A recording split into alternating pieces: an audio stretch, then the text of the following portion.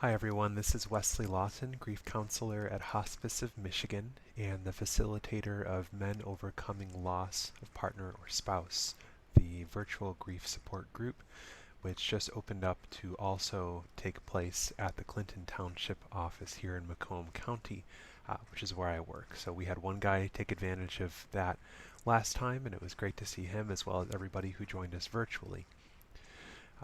And so there were a couple of well, not too many hiccups, I guess, involving the in-person element.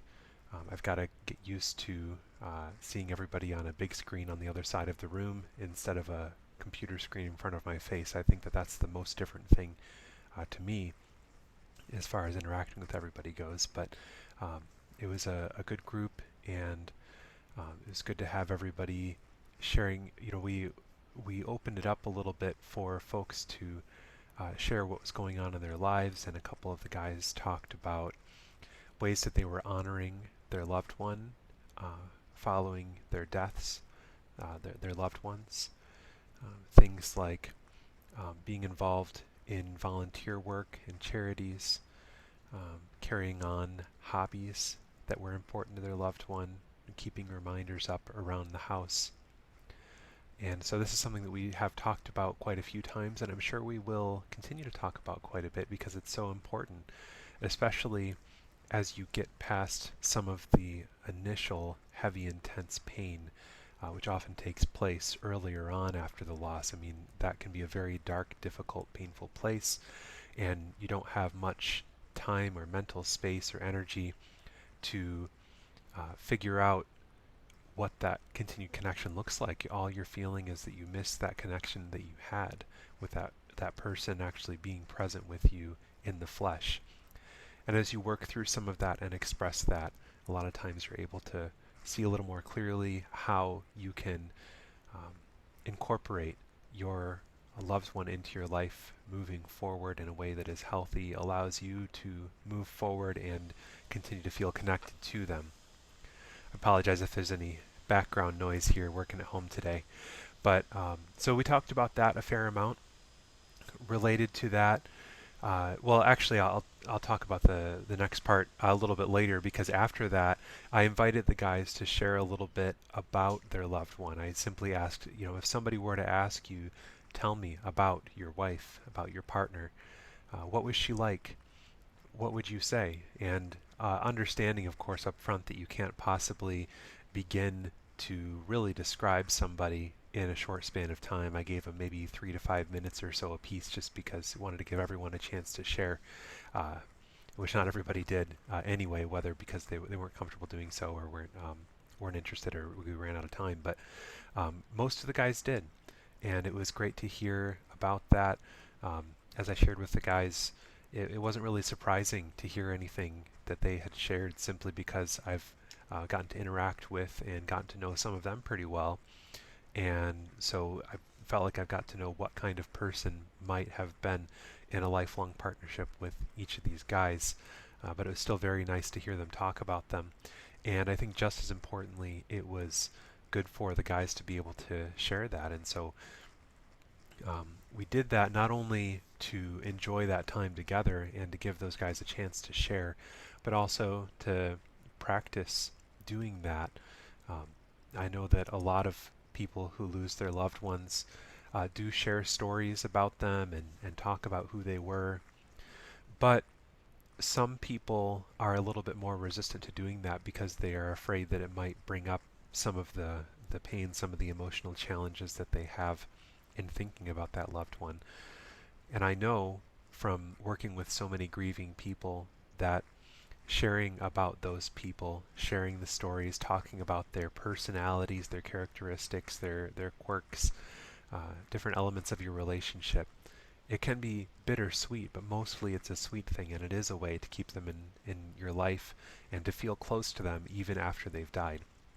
So I encourage all of you watching this video to do that in your daily life. There's a great poem if you want to look it up. It's called The Elephant in the Room.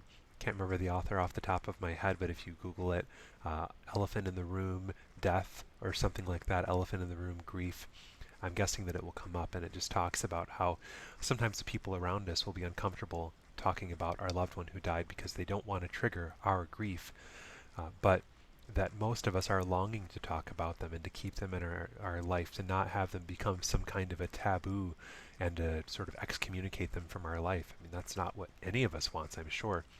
So having sharing those stories, talking about that person, and she would have liked this or that, or what would she be saying right now, um, that's a very positive thing for the vast majority of people. Well, really for everybody, but I should say in the vast majority of situations.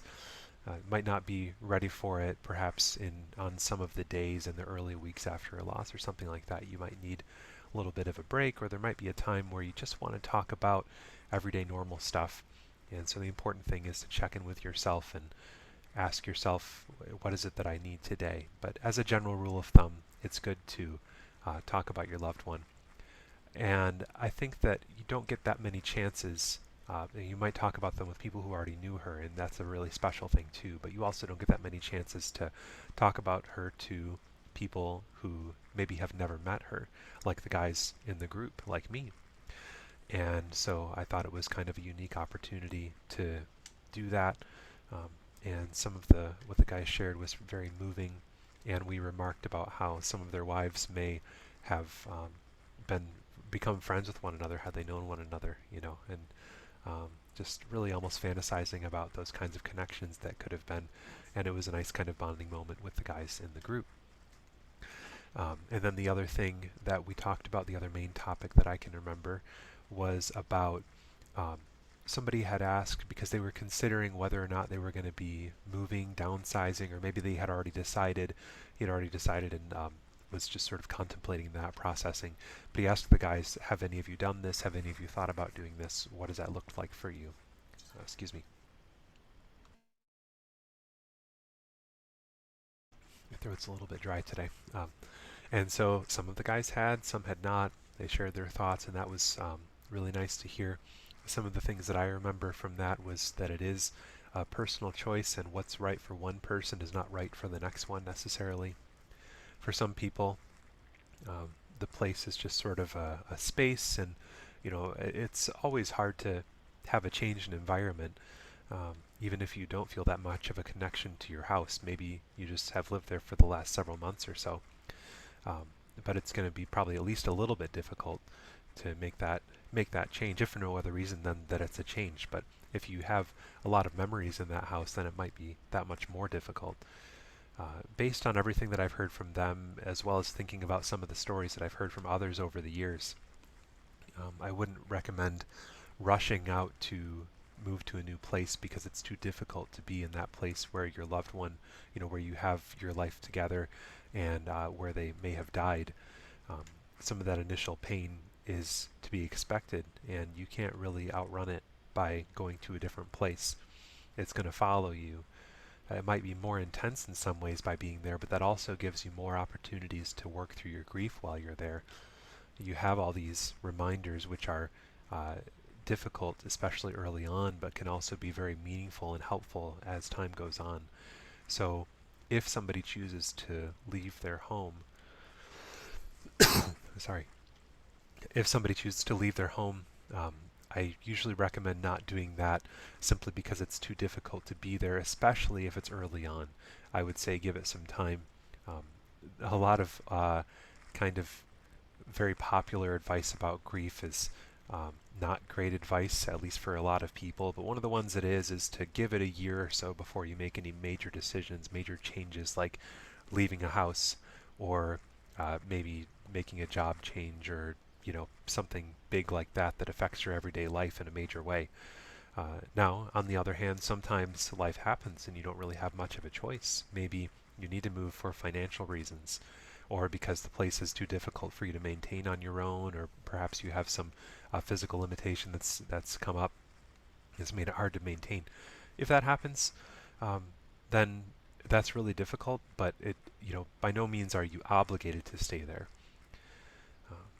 And then other people, as some time goes on, as they work through their grief, they realize that they do want to leave. Perhaps it's not just because they miss their loved one being there and there's something about being at that place that is especially difficult, but it becomes You know what? This was a nice size for two of us, but um, it's too much space just for me. I want to live in a place that's a little bit of a better size, or maybe it's I want to move closer to my kids. You know, when it was me and her, we had each other and we weren't lonely, and it was nice to, you know, we were really kind of all of the family that we needed on a regular basis. But um, now that it's just me, I wish that I was closer to my kids in distance, or you know, some other practical concern. And so, of course, there's no hard and fast rule against moving, and in a lot of cases, it can be the right choice, something to contemplate carefully.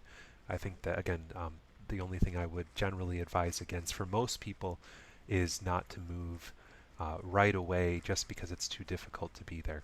Better to kind of work your way into getting used to being there, taking baby steps. Maybe spend a lot of time out of the house at first, visiting with others, or you know, whatever you do to fill your time, and you spend a little bit less time at home.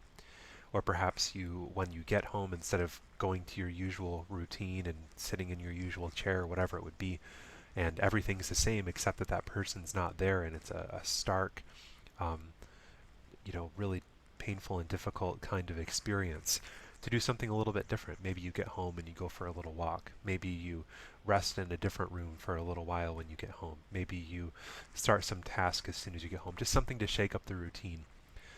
These are some ways of coping with living alone, which can be and usually is one of the hardest parts of losing a partner or a spouse or anybody who you live with on a regular basis. It's really normal for that to be the hardest part, and so making some of these little changes in your routine, or perhaps you know, you put away her favorite chair, or maybe even her favorite cushion on the couch.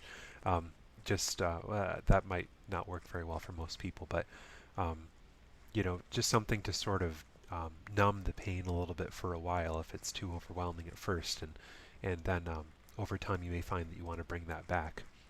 So again, it's very personal. It's going to look different for everybody. Those are some thoughts that some of the guys shared, um, especially about moving and some of the practical concerns about that, and not wanting to do anything that you regret later on, considering it carefully.